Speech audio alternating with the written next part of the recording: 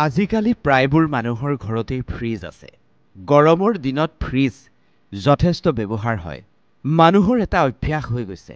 ঘৰলৈ অনা শাক-পাচলি, ঘৰত প্ৰস্তুত কৰা খাদ্য ফ্ৰিজত ৰাখি সেয়া দীঘলীয়া সময়ৰ বাবে গ্ৰহণ কৰে। আপুনিও এনেকুৱা কৰে নেকি?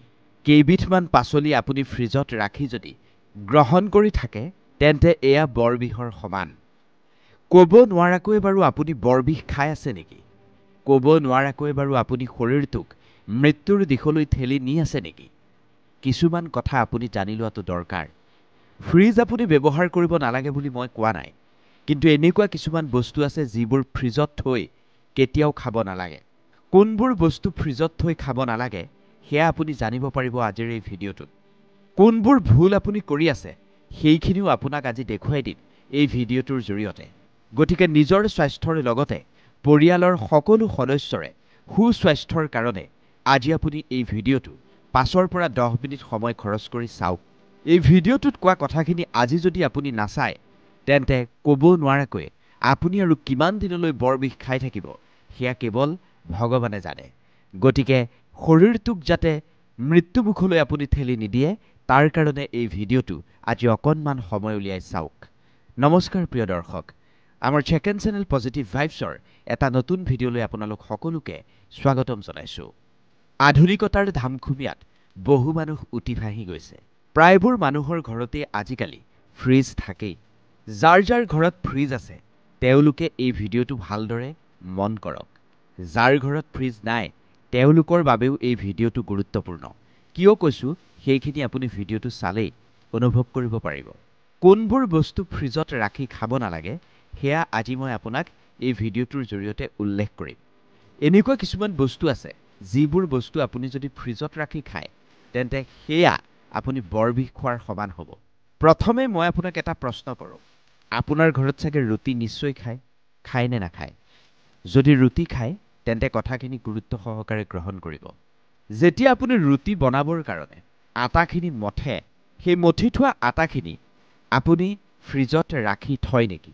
বহু হোটেল ৰেষ্টুৰেণ্টতো এই কামটো কৰে। আটা মঠি ফ্ৰিজত ৰাখি থয়। আপুনিও যদি আটাখিনি মঠি ফ্ৰিজত ৰাখি থয়, তেন্তে আজিৰ পৰা আপুনি সাৱধান হৈ যাওক।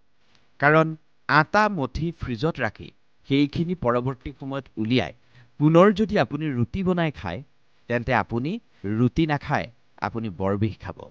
আজি মই আপোনাক লগতে ক'ম কোনবিধ পাচলি আপুনি ফ্ৰিজত ৰাখিব লাগিব আৰু কোনবিধ ৰাখিব নালাগে। হয়, মানুহে সপ্তাহটোৰ বজাৰ একেটা বাৰতেই কৰি আনে। বহু মানুহ এনেকুৱা আছে। শাক-পাচলি বেছিকৈ কিনি আনি ফ্ৰিজত ৰাখি থয়। মই এয়া বেয়া বুলি নাই কোৱা, কিন্তু কিছুমান পাচলি ফ্ৰিজত ৰখাটো একেবাৰে উচিত নহয়।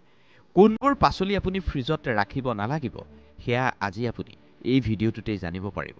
প্ৰতিখন ঘৰতে যেতিয়া আলহী আহে বা পুৱা গধূলি যেতিয়া আপুনি আহাৰ গ্ৰহণৰ সময় হয়, তেতিয়া প্ৰতিখন ঘৰতেই ঘৰৰ যিগৰাকী মহিলা আছে সেই মহিলাগৰাকীয়ে ৰুটি বনাবলৈ আটা মঠে।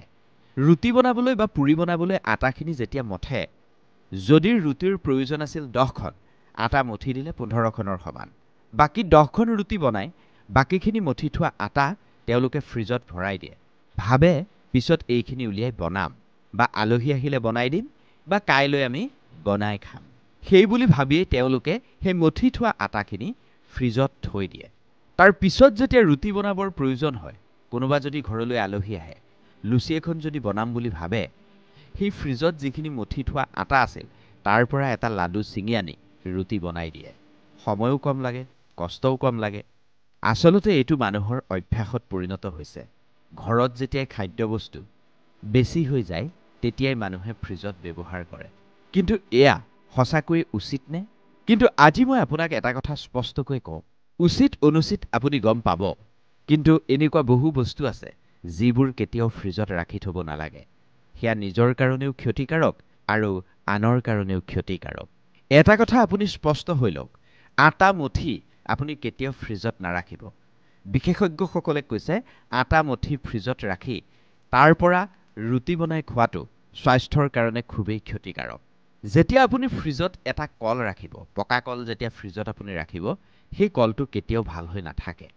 সেই কলটো বেয়া হৈ যাব। গতিকে কল আপুনি ফ্ৰিজত নাৰাখি অন্য স্থানত ৰাখিলে বেছি ভাল হ'ব বুলি আমি ভাবিছোঁ। আপুনি একমত হয় নে নহয় আমাক জনাব। ইয়াৰ পিছত আপুনি চাগে চিৰাল নিশ্চয় খায়। আপুনি চিৰাল যদি ফ্ৰিজত ৰাখি থয় তেন্তে তাত থকা এণ্টি অক্সিডেণ্ট শেষ হৈ যায়। আমেৰিকাত হোৱা এক গৱেষণাত এটা কথা স্পষ্ট হৈছে, চিৰাল সদায় যিকোনো এটা কোঠা বা পাকঘৰত ৰখাই ভাল, মানে ৰুম টেম্পাৰেচাৰত ৰখাটো ভাল।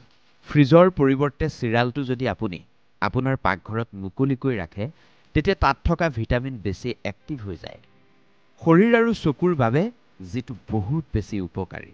এতিয়া মই আপোনাক সেই পাচলিবোৰৰ কথা ক'ম যিবোৰৰ বিষয়ে আপুনি জানি লোৱাটো দৰকাৰ, যিখিনি আপুনি ভুলতো কেতিয়াও ফ্ৰিজত নাৰাখিব। যদি আপুনি সেই পাচলি ফ্ৰিজত নাৰাখে তেন্তে আপোনাৰ শৰীৰটো বহু বিপদৰ পৰা বাচি যাব। এতিয়া জানি লওঁ আহক কি কি পাচলি ফ্ৰিজত ৰাখিব নালাগে। বেঙেনা আপুনি চাগে নিশ্চয় খায়। দোকানৰ পৰা বেঙেনা 1 কিলো কিনি আনি 2-এটা বেঙেনা খায়, বাকীখিনি আপুনি ফ্ৰিজত ৰাখি নিশ্চয় থয়। কিন্তু আপোনাৰ জ্ঞাতাৰ্থে আমি জনাই থওঁ, বেঙেনাই ঠাণ্ডা একেবাৰে হজম কৰিব নোৱাৰে। যদি আপুনি বেঙেনা ফ্ৰিজত ৰাখে তেন্তে সি সোনকালে বেয়া হ'বই। তাৰ পৰিৱৰ্তে যদি আপুনি বেঙেনা পাকঘৰত মুকলিকৈ কিবা এটাত মেলি ৰাখি থয় তেন্তে ই বেছি দিন ভাল হৈ থাকিব আৰু তাত থকা যিবোৰ পোষক তত্ত্ব সেইবোৰ আপুনি খুব ভালদৰে লাভ কৰিব। কাৰণ পাকঘৰৰ যিটো টেম্পাৰেচাৰ সেয়া বেঙেনাৰ কাৰণেই যথেষ্ট। গতিকে ফ্ৰিজত আপুনি বেঙেনাটো ৰাখি সেই বেঙেনা খোৱাতকৈ বৰবিহ খোৱাই ভাল। ঠিক সেইদৰে আপুনি আলু কেতিয়াও ফ্ৰিজত নাৰাখিব। আপুনি যদি আলু ফ্ৰিজত ৰাখে তেন্তে এই কম টেম্পাৰেচাৰত আলুত থকা চুগাৰ বহুত বেছি বাচি যায় বুলি কোৱা হৈছে। যিকোনো বস্তুৱে আপুনি যদি সঠিকভাৱে ব্যৱহাৰ কৰিব নাজানে, সঠিকভাৱে ব্যৱহাৰ নকৰে তেন্তে তাৰ পৰা কেতিয়াও আপুনি সম্পূৰ্ণ ফল লাভ নকৰে। এতিয়া প্ৰতিখন ঘৰতেই নিশ্চয় নহৰু ব্যৱহাৰ হয়, প্ৰতিখন ঘৰতেই পাকঘৰত নহৰু থাকেই, কিন্তু বেছিভাগ মানুহেই নহৰুৰ ব্যৱহাৰ অৰ্থাৎ কেনেকৈ খাব লাগে, কি খালে ভাল হয়, কেনেকৈ খালে ভাল হয়, কেনেকৈ খালে লোকচান হয় নাজানে। আদা আপুনি কেতিয়াও ফ্ৰিজত নাৰাখিব। আদা ফ্ৰিজত ৰখাটো একেবাৰেই উচিত নহয়। আদা সদায় পাকঘৰৰ মুকলি স্থানত ৰাখিব। নহৰু সদায় পাকঘৰৰ মুকলি স্থানত ৰাখিব। আদা নহৰু কেতিয়াও আপুনি ফ্ৰিজত ভৰাই নথব, কাৰণ সেইবোৰ বস্তু ফ্ৰিজত থোৱা বস্তু একেবাৰেই নহয়। আপোনাৰ ঘৰত চাগে নিশ্চয় বিলাহী ব্যৱহাৰ হয়। বিলাহী আপুনি চাগে নিশ্চয় খায়। এই বিলাহীও আপুনি ফ্ৰিজত নাৰাখিব। বিলাহী যদি আপুনি ফ্ৰিজত ৰাখে তাৰ সোৱাদ আৰু তাত থকা গুণাগুণ একেবাৰে বেয়া হৈ যায় আৰু বিলাহীৰ যি সুগন্ধ সেই সুগন্ধও সলনি হৈ পৰে। তিয়ঁহ আপুনি ফ্ৰিজত একেবাৰে নাৰাখিব। পানীলাও যদি আপুনি ঘৰত খায়, মানে জাতিলাও যদি আপুনি ঘৰত খায়, সেয়াও আপুনি ফ্ৰিজত ৰাখি নাখাব, কাৰণ এই পানীলাও বা তিয়ঁহ জাতীয় বস্তুবোৰ পানীৰে ভৰপূৰ হৈ থাকে। যদি আপুনি সেয়া কম টেম্পাৰেচাৰত ৰাখে, ফ্ৰিজত যদি ৰাখে, তাত থকা পানী শুকাই যায়।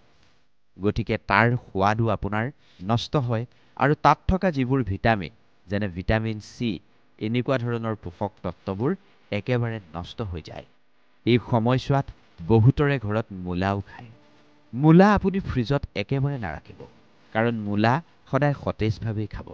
তুলসী পাত আপুনি যদি ভাল হৈ থাকক বুলি ফ্ৰিজত ৰাখি থয় তেন্তে তাৰ পৰা কেতিয়াও আপুনি উত্তম ফল নাপায়। ঠাণ্ডা একেবাৰে সহ্য কৰিব নোৱাৰে তুলসী পাতে। সেইকাৰণে তুলসী পাত আপুনি ফ্ৰিজত নাৰাখিব। বহু পাচলি ফ্ৰিজত ৰখাৰ ফলত তাত থকা যি স্বাভাৱিক সোৱাদ বা তাত থকা যি পোষক তত্ত্ব এইবোৰ সলনি হৈ যায়, যিবোৰ খাবলৈও বেয়া হয়, শৰীৰটোৰ কাৰণেও ক্ষতিকাৰক হয়। বহু পাচলিয়ে একেবাৰেই ঠাণ্ডা সহ্য কৰিব নোৱাৰে। সেই পাচলিবোৰ যদি আপুনি ঠাণ্ডাত থৈ দিয়ে তেন্তে তাত থকা পোষক তত্ত্ব নষ্ট হ'ব। পোষক তত্ত্ব নষ্ট হ'লে আপুনি আৰু সেই পাচলি খাই একেবাৰেই লাভ নহ'ব। এতিয়া বহুতেই কি কৰে, পালেং শাক, মেথি বা ধনিয়া ফ্ৰিজত ৰাখে। এইকেইবিধ বস্তু যদি আপুনি ফ্ৰিজত ৰাখি থয় তেন্তে ইয়াৰ সতেজতা খুব কমি আহে। সতেজতা যেতিয়া কমি আহে, বেক্টেৰিয়া আৰু ফাংগাছে সোনকালেই এই শাকক আক্ৰমণ কৰে, যাৰ ফলত এই পাচলি একেবাৰে বিষাক্ত হৈ পৰে। আকৌ এবাৰ কৈছোঁ, বিশেষকৈ পিঁয়াজ, নহৰু, আদা, আলু, বিলাহী, বেঙেনা এইবোৰ পাচলি কেতিয়াও আপুনি ফ্ৰিজত নাৰাখিব। কেতিয়াও আপুনি পানীলাও, তিয়ঁহ ফ্ৰিজত নাৰাখিব। বাৰে বাৰে কৈছোঁ, পানীযুক্ত পাচলি আপুনি ফ্ৰিজত ৰখা মানে তাত থকা পানী শুকাই যাব। যদি পানীযুক্ত পাচলিৰ পানীখিনিয়েই শুকাই যায় তেন্তে সেইখিনি খোৱাতকৈ নোখোৱাই ভাল। আশা কৰিছোঁ এই কথাখিনি আপুনি নিশ্চয় বুজিব পাৰিছে। যদি 10 জনৰ উপকাৰ সাধন কৰিব বিচাৰিছে, আনকো যদি সুস্থ কৰি ৰাখিব বিচাৰিছে, তেন্তে যিমান পাৰে সিমান ভিডিঅ'টো শ্বেয়াৰ কৰি আমাৰ চেনেলটো এবাৰ ছাবস্ক্ৰাইব কৰি দিব। ধন্যবাদ।